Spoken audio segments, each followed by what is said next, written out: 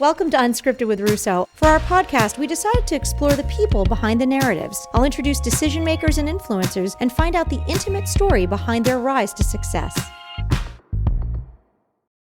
Hey everybody, welcome to season 4 of Unscripted with Russo. I am here with a new friend, Jean Blanc, formerly of PPL, now of Exelon. And Jean, our paths have not directly crossed, but we've sort of been circling around. So I'm so excited to have this opportunity to talk to you. Thanks for joining us. Thank you very much, Ashley, for having me. My pleasure to be on.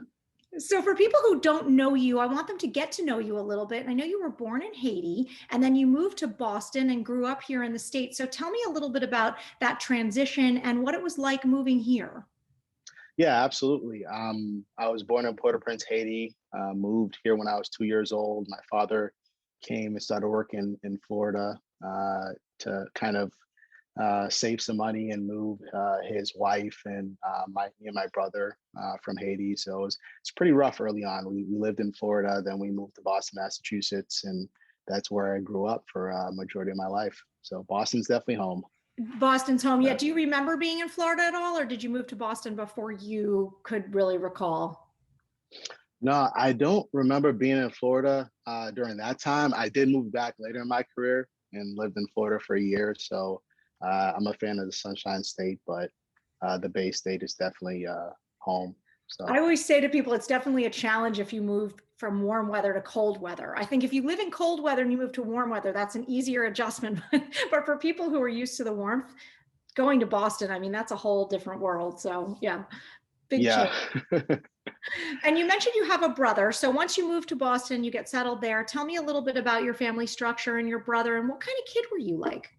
Yeah, actually I have three brothers and Oh, three brothers. Wow. I was a second. Yeah, my mother wanted girls. Her name's Jean Baptiste. She just wanted girls, but odds weren't in her favor. So we grew up pretty close. Myself, Peterson, Steve, Jeff. We were just kids, just kind of trying to navigate in a world where it kind of like culturally you're kind of growing up like the old country, like my father would say, and he would just kind of raise us like he would normally would in Haiti. So he would raise us with a hard work ethic, taught us about values and just hard work and just realizing, hey, we're in the land of opportunity. The primary reason why we kind of left Haiti is because they had a horrible dictator at the time. So Papa Doc and Baby Doc, if you know some of the history of the Caribbean, and he actually got extradited and overthrown. So it was a very unsettling and unstable time in Haiti. So that's the main reason why we were there. And he would kind of talk about those times, and that kind of led me in a path where I moved 4 different places in a span of 7 years. So just making the most of our opportunity for the most part. What was it like bridging, as you said, the old country or the Haitian culture that you were being raised with sort of the American ways, so to speak, and living in Boston and, you know, kind of being a typical American family and at the same time not typical at all? I mean, what was that like? And were there lessons that you took from that maybe you recognize at this point in your life? Yeah, there were so many lessons that I learned. Boston at the time, I was bused to school. So I grew up, I was in an environment that wasn't I grew up in the south end of Boston, so it was right in the middle of the city, but I went to school in East Boston. And it allowed me to really know how to navigate through different environments and just being kind of just whether it was the only Black kid in school or just being the only person that had, Haitian parents or just it was pretty interesting because it was a lot of back and forth. My parents, although they weren't formally educated, they always try to instill that into myself and all my brothers, really. So education was kind of at the core of everything. Education, opportunity. Those were the main things that my parents taught me. I love that. And what an important, incredible lesson to give your kids, right? That's the main thing. And I guess you'd learn that a little more firsthand when you see a struggle and your Yeah. parents trying to make their way here for you guys. You know, I'd imagine it's a busy household with all those boys. So what were you guys like? I mean, were you into sports, music, art? You said education was important. Describe to me what were you like at 8 or 9 or 10? What was your daily I was life? just speaking of busy, as you can see, like it's very busy by the background, and I like to call it controlled chaos, but I mean it's I've always been a creative person, So I've always wanted to find different creative outlets, whether it was drawing, video games. I got into computers really, really early. My father got me in a computer camp where we kind of later went on to get our A+ certification.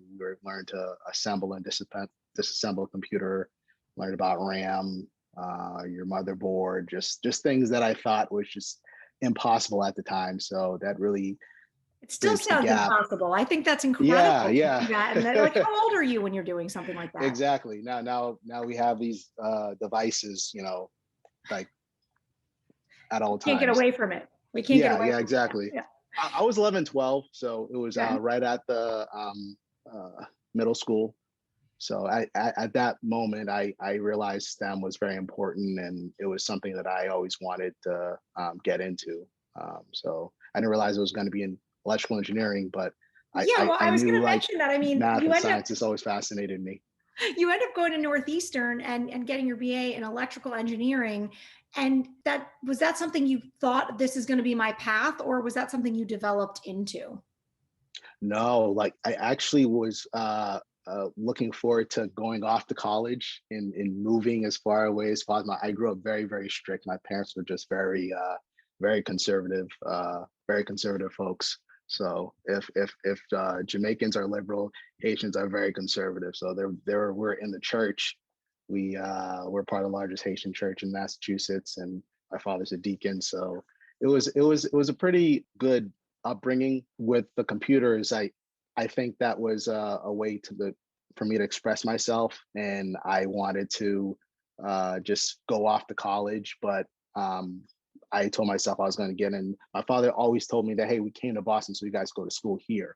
So that was the primary reason. And Boston's one of the places, kind of like Lehigh Valley, where there's so many different colleges around and so many learning institutions. So you feel like everybody's a student. So Northeastern ended up going there. The funny story about that is I went to a charter school, City on a Hill, that was literally on the same street as Northeastern, was on Huntington Ave. So for a good 8-year period, I was like on one street in Boston. so You were in a really so small radius. exactly. So I wanted to Your father get the was heck right, out of though. I Dodge. mean, when you Yeah. think about a premier college town in America, Boston is right up there and so much opportunity. And well, I want Yeah. to talk to you a little bit more about your career path, first jobs, first experiences, and where life has taken you, because electrical engineer is amazing, but it is just one little piece of the pie of who you are, Jean. So thank you for being with us. Everybody stay tuned. We'll be back with Unscripted in just a moment. Any time of year, the Lehigh Valley is an exceptional place for food, drink, and entertainment. Whether you're cooling off from the summer heat at Dutch Springs or shopping for just the right kind of gift at Chris Kindle Market, you will make memories all year round. For more information on what the Lehigh Valley has to offer, check out Discover Lehigh Valley's website at discoverlehighvalley.com. All right, everybody, welcome back to Unscripted with Russo. I am here with Jean Blanc. He was telling us all about his Haitian upbringing in Boston and loving computers from an early age and turning that into actually a career, or at least a degree, in electrical engineering. So Jean, tell us a little bit about your college experience, because you really were an entrepreneur from an early age. So you have these skill sets, but how did you turn that into more than just a degree? Yeah, absolutely. I started with electrical engineering because I thought it was just something I just didn't understand. When you turn the lights on, it's 6 degrees. That means 60 cycles per second. How does that work? So, um, and it was just something that always fascinated me. And at the time, I knew how to do electrical. And in the state of Massachusetts, if you own your own home, or if you're in your family's home, you're permitted to work on the electrical. And so I understood it from a non-theoretical approach, from a hands-on approach. I understood it very well. So yeah, so You wanted to I know picked what was that. going on behind the switch, behind Exactly, the bulb. Yeah. exactly. And then you started a business, I believe, right? While you were Yes, actually in college. This was yeah. Best It Home was. Improvement Inc. Yes, yes. Best Home Improvement. It's really a family business. That was my father. He kind of we all had different roles and we all had different skill sets. So as a family business, a lot of us kind of lean into it, some of us not so much, because it's construction. It's a construction company. We do small commercial properties and home renovations, but it happened to take a place during a time that my father was out of a job. So he just kind of went to what was natural to him, and he knew how to build homes. So and we have the same name, Jean Blanc. So a lot of the businesses, in the Jean Blanc name. So yeah, Well, I that well, was probably pretty fortuitous. Your dad was pretty smart thinking about saying, stay close to home for college. So now he's got you close to exactly, home. You're studying stuff that's relevant to the home absolutely construction relevant. building business, and you're learning about entrepreneurship and business at the same time. So pretty smart guy. Yeah. And I try to kind of connect the dots. I realize there's construction projects going on all the time in Boston. At the time, the Big Dig was going on, which was, I think, at the time was the largest construction project in the U.S. at the time. And and I realize us being a business, well, we need to do work for maybe the MBTA, which is the transit system, and do other work as well. So I try to venture out and kind of I guess advertises as, I mean, what we're a minority owned business, which at the time it was very difficult to navigate through Boston, and I ended up getting us quite a bit of work. And my father, he was kind of like, how are you getting all this work? Where are you getting your leads? And I'm online applying and looking at, okay, well, doing this, doing that, just staying up late, obviously working hands on. But luckily I graduated to not working hands-on. So we've been in operation for 20 years, and we employ about 5 people. So Wow, yeah, and still going on today. still going on strong. So All yeah, right, and taught me a when lot. you leave Northeastern and graduate, what's next for you? Do you continue with education? Do you get a first job, or do you go into this family business that you've now kind of co-founded with your father? Yeah, I actually was working for codes and standards developer at the time, called the National Fire Protection Association, and they had a tremendous influence on the industry, and they developed building codes and standards. So that allowed me to kind of have an accelerated education on just how buildings, just the whole building envelope, how it's constructed. I also had access to all the codes and standards, which was a good thing too. So it's kind of like I said, connecting the dots. So after that, I had an opportunity to work for ABB, one of the organizations that is a huge stakeholder in the codes and standards development process. ABB is a large Swiss, and they're a Swiss company. ABB is a huge multinational corporation, operates in over 100 countries, over 100,000 employees. So it's just a huge scale. And NFPA was a nonprofit. So I'm kind of stepping into the big league. So I relocate to Memphis, and they're in the middle of a merger and acquisition at the time with Thomas and Bet. So I take over the codes and standards development process. Amazing opportunity, though, not only to be a part of like a bigger global organization, but also to geographically change where you are. And does that have any kind of bearing on your development or who you are as a person? I mean, you've grown up in the Northeast in Boston, you're moving to the South, you've been in a small family business in college, and now you're in this giant company. When you look back on that, what are your reflections? Yeah, that's a great question. That was a very pivotal time in my life. At the time, I was in a relationship, so everything said to really stay in Boston, but it was obviously it was more opportunity, time to travel. The majority of the work required me to travel at least 100 days a year, which at the time I just came from Europe, so I was just interested in traveling, interested in knowing about other people. At the time, I was one of the youngest people doing what I did, so I was like a sponge soaking up from all of the experts amongst the industry. So it was a big move. When you compare Boston to Memphis on paper, there's I have to root for the home team in terms of just some of the things that Boston has. I mean, except for barbecue, Memphis has amazing barbecue, but it was just it was a tough decision, but I'm glad I made that decision. It took my career on a different trajectory, and it definitely for the better. Yeah, it kind So of probably opened your world to up to what else was out there and what was possible. You've done a lot of things, so I want to get through a couple of them so yeah, we can talk a little bit about getting to the Lehigh Valley. But I'm exactly. wondering, you got some additional education, correct? So you've done some additional studying beyond Northeastern. If you can tell us a little bit about that. Yeah, absolutely.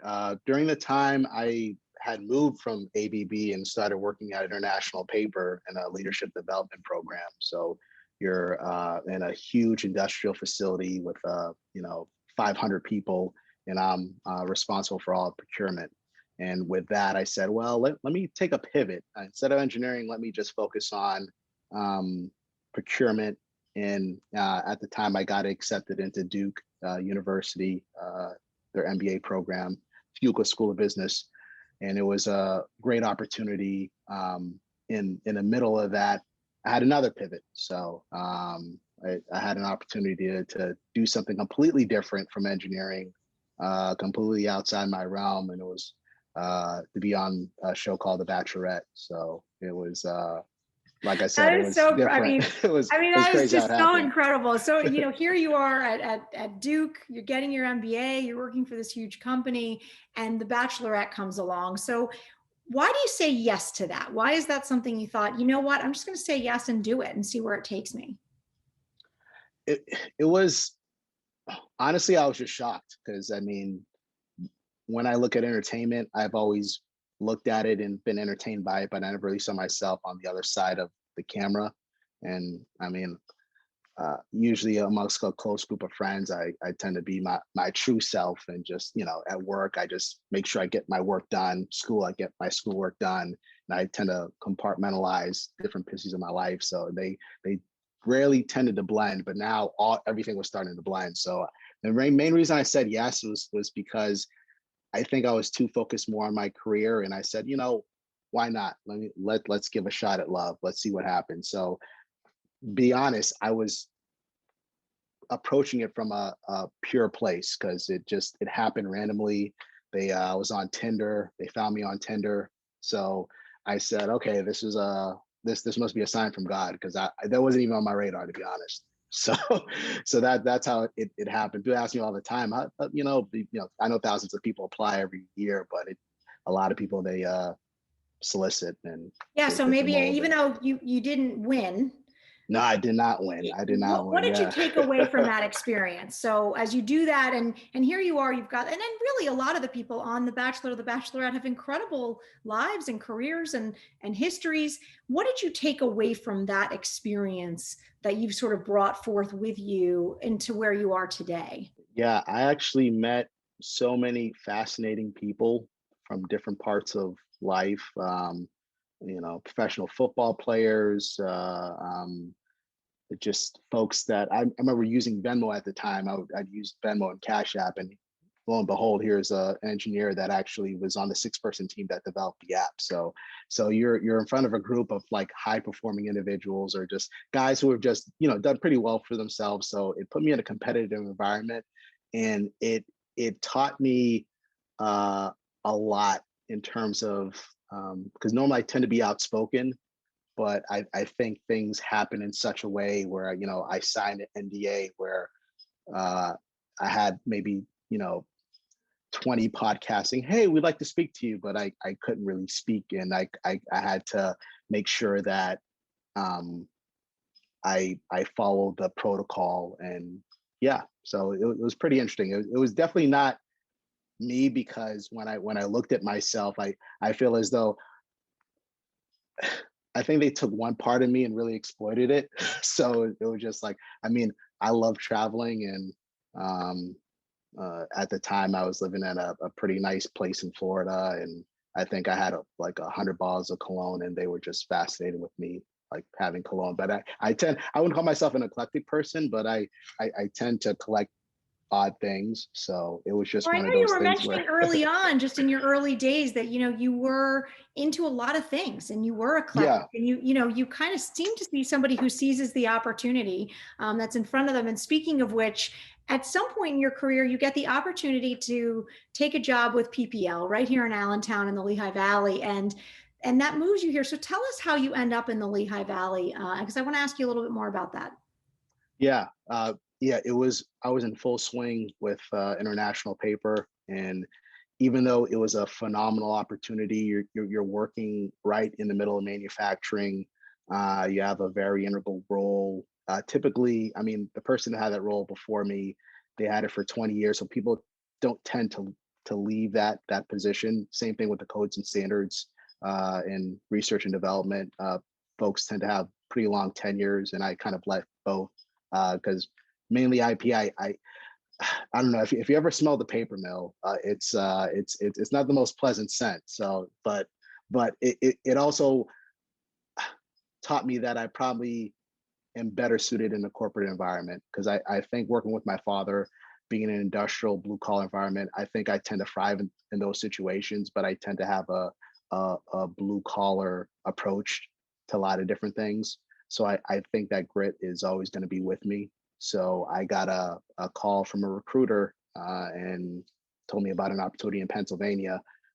At the time, I had never heard of Lehigh Valley, and I was just, and this happens pretty frequently. You can say like every so often you get solicited by a recruiter, and you're like, oh yeah, let me go down that process, and then yeah, lo and behold, I moved to Allentown. So it was. I'm glad I responded to that message. Well, we're going to take a quick break, but when we come back, I want to hear all about your time here in the Lehigh Valley and Yeah. where your life is taking you next. So everybody stay tuned. We'll be back with Jean Blanc in just a minute. You know, family time is about creating memories together to last a lifetime. And what better way to bond than spending time at some of the amazing attractions the Lehigh Valley has to offer? You know, you can cheer on the Lehigh Valley Phantoms or take a walk on the wild side at the Lehigh Valley Zoo.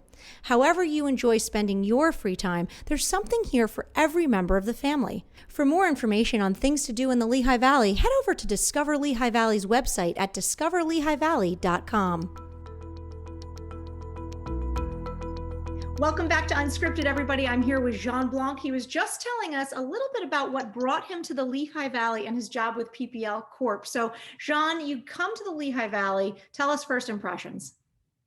The first impressions of Lehigh were very different. They were kind of reminiscent of the time when I first moved to Memphis. And at the time, I was living in Pensacola, Florida. So the population wise, it was very similar to Pensacola, but obviously there wasn't a lot of sun. You could tell it was a place that was had a lot of character, was up and coming, under development, and there was a lot of opportunity. Every time there's my father always tells me every time there's like uh, you see something that's under construction or something that's beginning to develop or turn over, there's a lot of opportunity. So you better seize it. And as you got settled here and started working with PPL, what did you learn about the area? Did you get to try restaurants? Did you get out and about? You know, we have this beautiful landscape here. Tell me about how you connected to the area and how you kind of made it home. Yeah, I think one of the first things that I try to do was really embrace everything Lehigh Valley had to offer.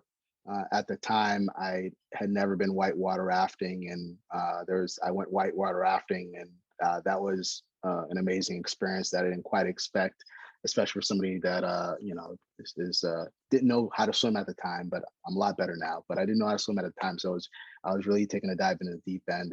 And I also went on hikes, visited different places.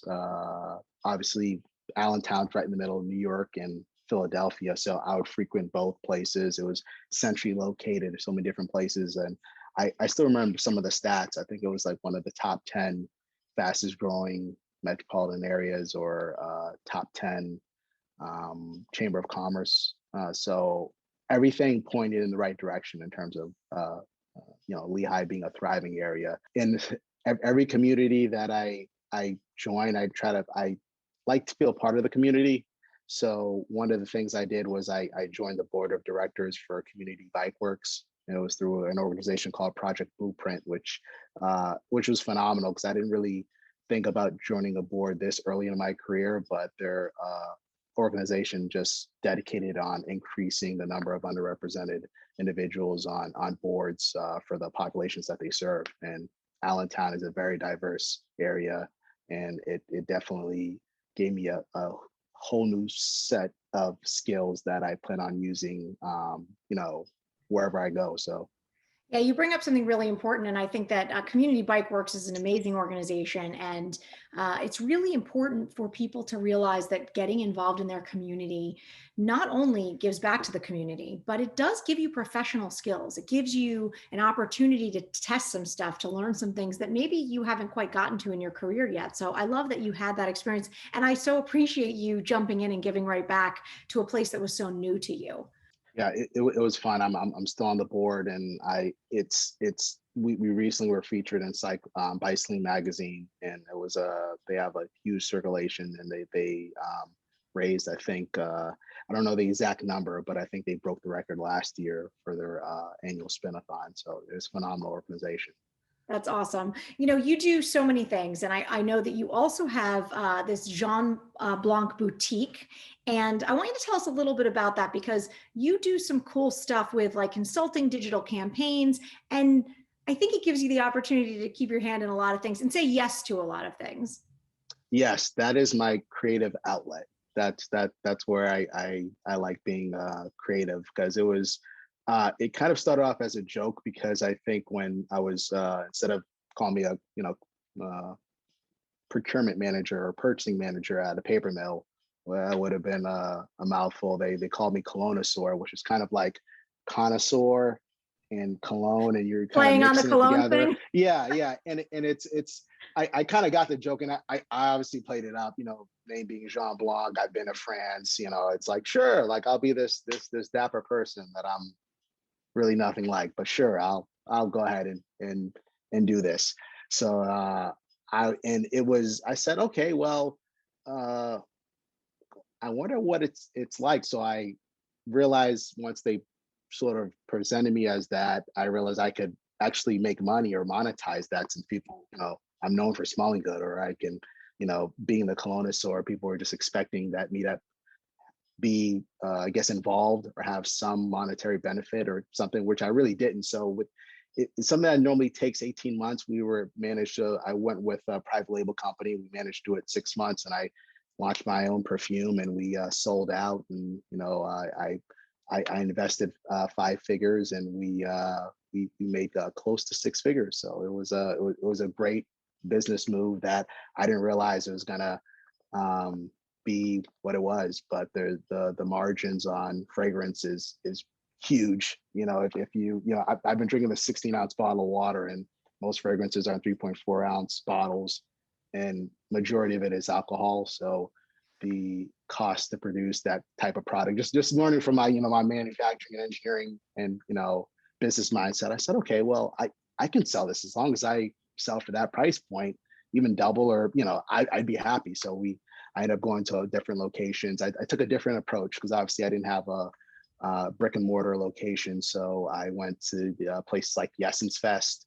I went to different beauty shows. I'd say, hey, I'm Jean Blanc from the Bachelorette, and that would kind of allowed me to get my foot in the door, and I would just I mean, that's sell to why people. sometimes you have to Yeah, say yes, right? Like that's why you have to say yes exactly. to those experiences. Yeah, I'd like to ask you before, I've got a couple things before I let you go, but one of the things I'd like to ask you is you have said yes to a lot of things, you've seized opportunity, and you haven't really taken a linear path. So like on one hand, yes, you've gotten this strong education and you've got the engineering degree and you understand, manufacturing and so, but you've also just allowed other things to come in. So, what is your advice to people out there, especially young people, because your journey is hopefully far from over? You're a young man, and what is your advice to people out there who are just starting on their careers or just starting in their journey, on how to maximize all those parts of themselves and all those dreams that they have, and really make things happen and come to fruition in their life?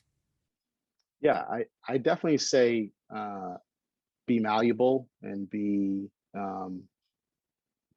willing to listen and course correct, listen again, and recalibrate again. So that's kind of always been my motto. And I heard a really great saying that I'm probably going to butcher, but I'll probably just explain the concept.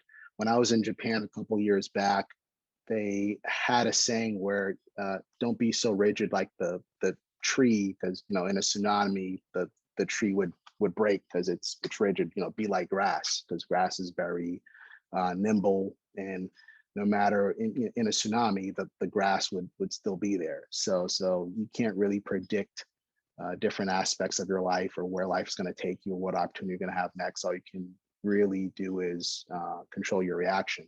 So, and that's one of the things that I've been able to control my reaction. And sometimes when you get news, all news is good news. So I love that. I that's always always say been I my really motto. don't believe in failure, right? Like you're either No, not learning at or you're all. growing. And so I think that that's phenomenal advice and good one for people to listen to. Be like the grass. I like that. That's great. Yeah, be like Um, grass. Yeah, exactly. be like Be like grass. grass. And I'm such a huge fan of Asian culture in China, Japan, just all cultures really. At my time at PPL, I was president of the African American Business Resource Group, and we had tremendous growth with we had a very very strong team, and people really leaned in, especially during um, the unfortunate situations that occurred the past year. Yeah. Well, what is next for you? I know that you've moved on to Exelon, and that's going to mean more changes in your life, but also more opportunities. So tell us what's next. Yeah, part of my role at PPL was benchmarking and research and development and collaborating with other utilities and working on innovation. So my title is going to be Senior Quantitative Engineer, and it's going to lean in on a lot of the data-driven new technologies and utilizing different software and optimization methods to put back into our business process, hopefully learn and improve. So it's an optimization role, and they're a growing team. I'm going to join a very small team, and it's going to double in I think less than a year and a half. So I'm very excited to join Exelon and just continue that path. Well, Jean, I cannot speak to engineering, but I can certainly say you seem like someone who has optimized his life so far. So I would say that sounds like a really great role for you. Before we let you go, we do a little speed lightning round. These are questions you have not heard before. Can you confirm that for our audience? I have not heard these questions before. All Let's right, these go. are rapid Let's fire. do So it. first thing, there's no Rapid fire. redos. First thing that comes to Okay. mind. All right, what's your favorite hobby? Reading. What is one food you couldn't live without? Chicken. What actor would you cast to play you in a movie about your life? That's a good one. That's a good one. Will Smith. No, Denzel Washington. I take that back. Sorry. Denzel Washington. Definitely Denzel. All right, I'm going to give you Denzel. That's good. Denzel. All right, if you didn't have the job you have now, what would you be doing instead?